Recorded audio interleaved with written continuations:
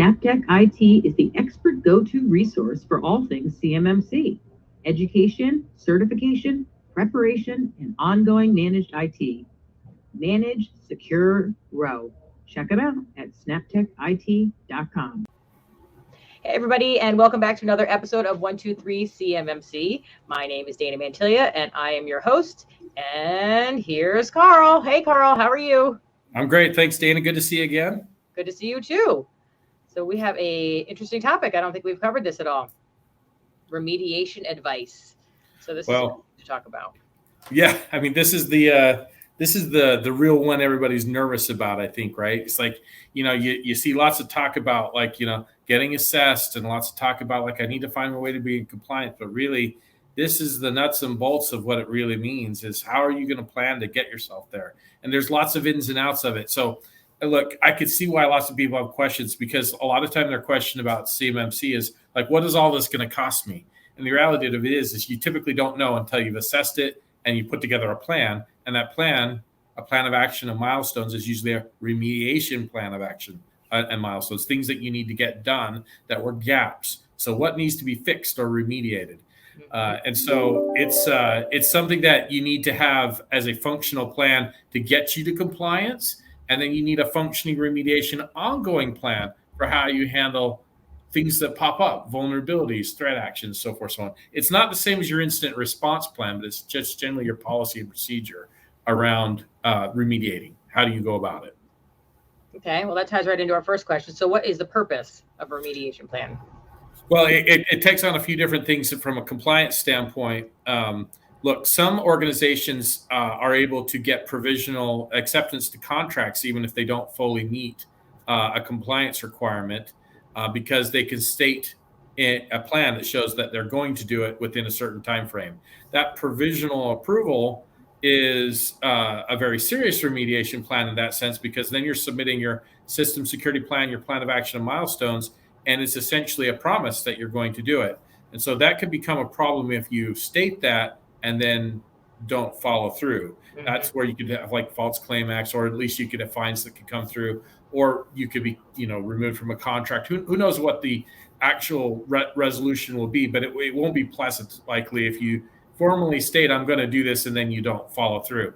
But, in the highest level sense, whether you're doing compliance or not, this is just a good practice on how to really manage the development and the maturity level of how you handle IT and cybersecurity.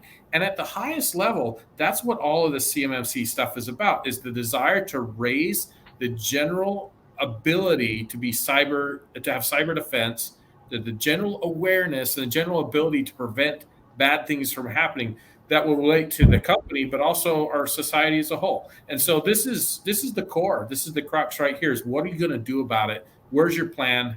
And look, if you just start doing things without a plan, you're likely to do it out of order, have higher costs than expected. A good analysis with a good plan for remediation is what you need to do. And so it's both something for you to submit as a promise, but it's also just a great way to manage your IT and your compliance in general.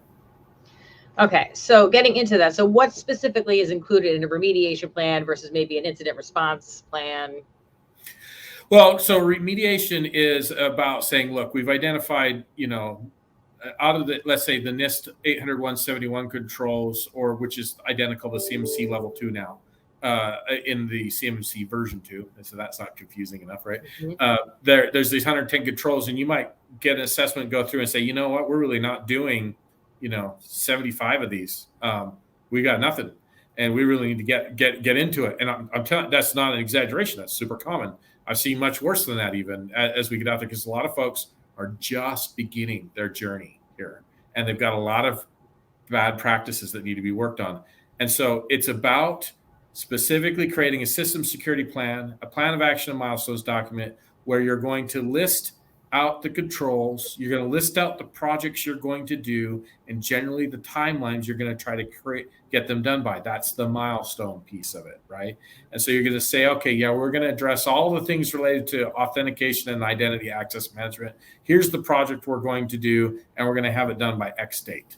and then you need to put the resources and so forth behind actually following your plan. But that's basically lining up all the things you need to do and putting them on a timeline and putting them into a spot where your IT people or your HR people or your governance people now feel like I know exactly what I'm asked to do by what time, and it's just a matter of managing to that plan now.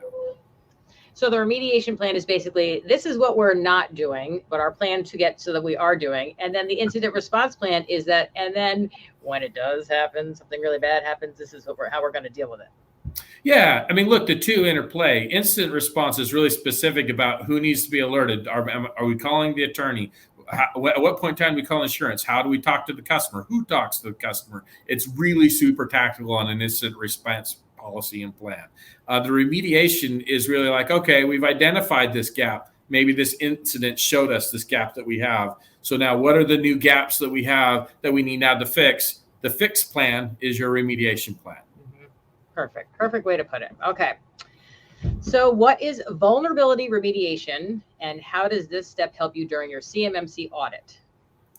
Okay, so this is a really good question, because something that is very weak in every small business out there, in fact, it's really a dirty secret of IT outsourcing as well, is that except for very large companies that are able to use advanced and fairly expensive software, vulnerability management in particular is an issue.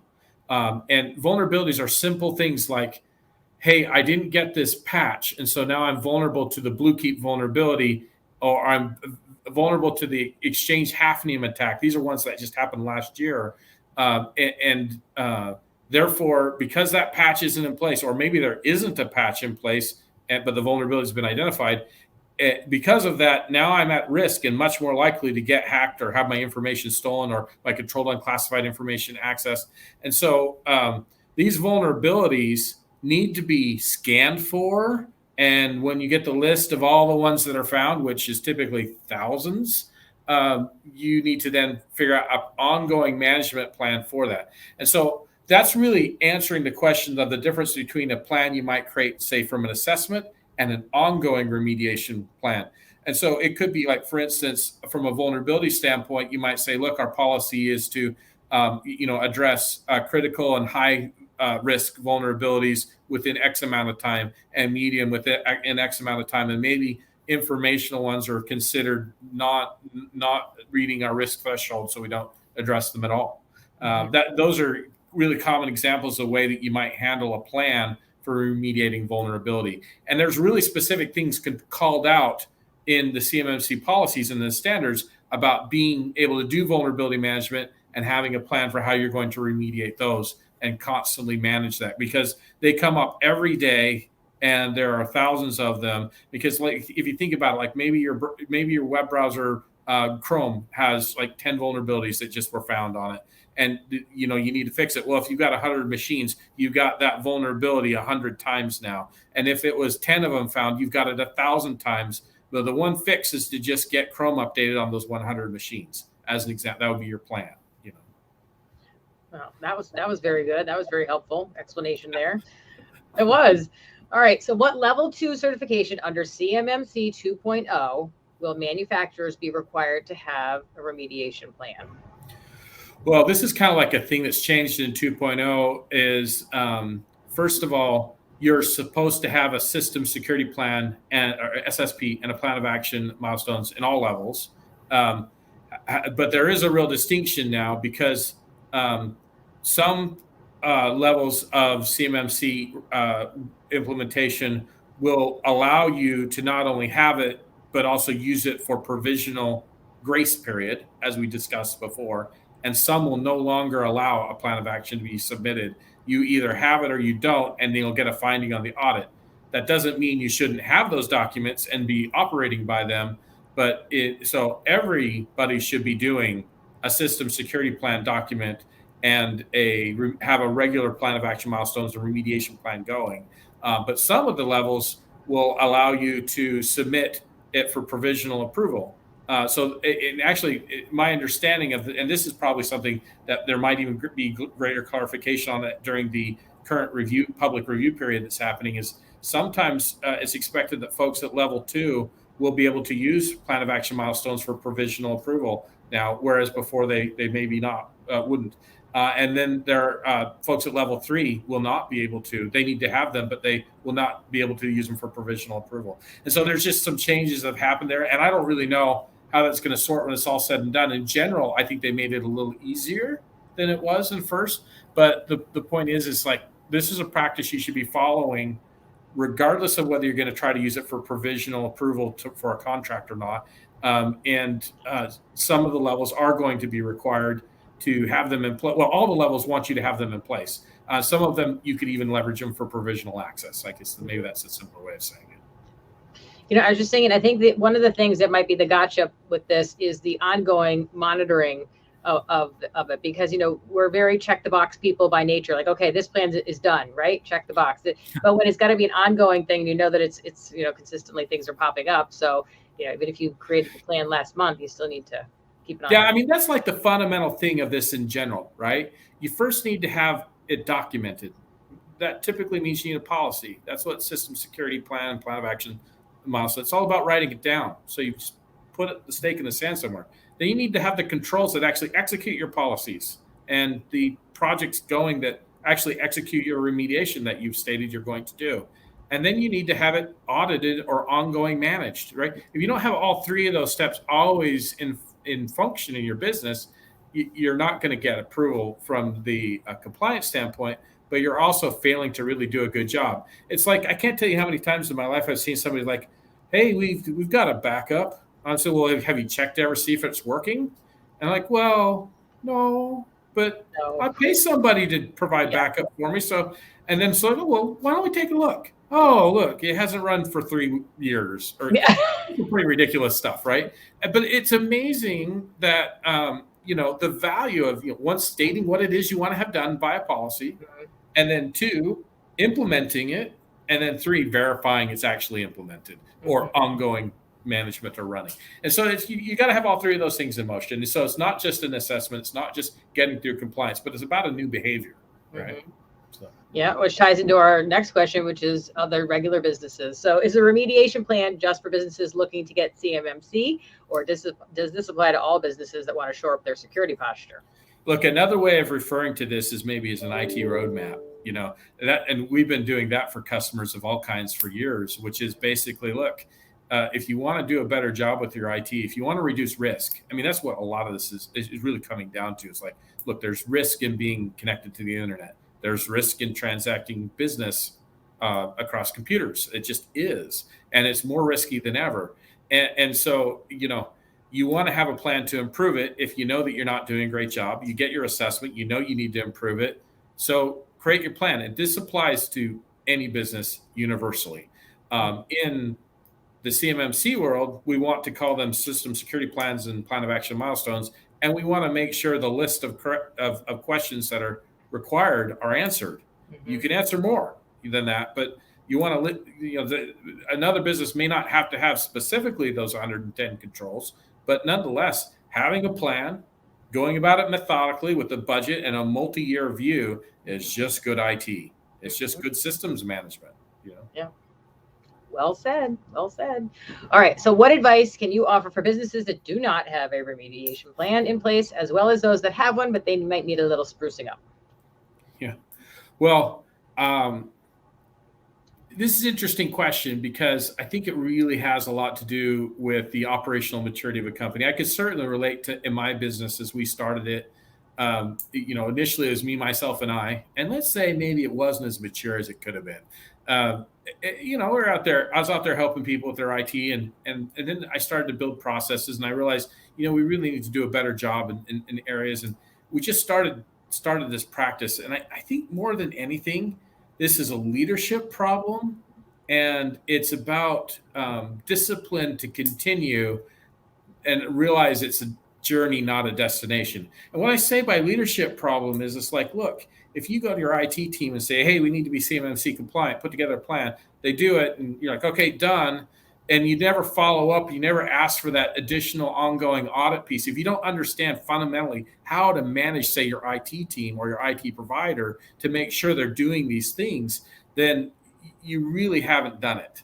So to me, this is more about a culture. And so, if you don't have a remediation plan in place, it's about the leadership team deciding that they want to manage their risk. They do want to become compliant. They do want to reduce their cybersecurity risk, all these things.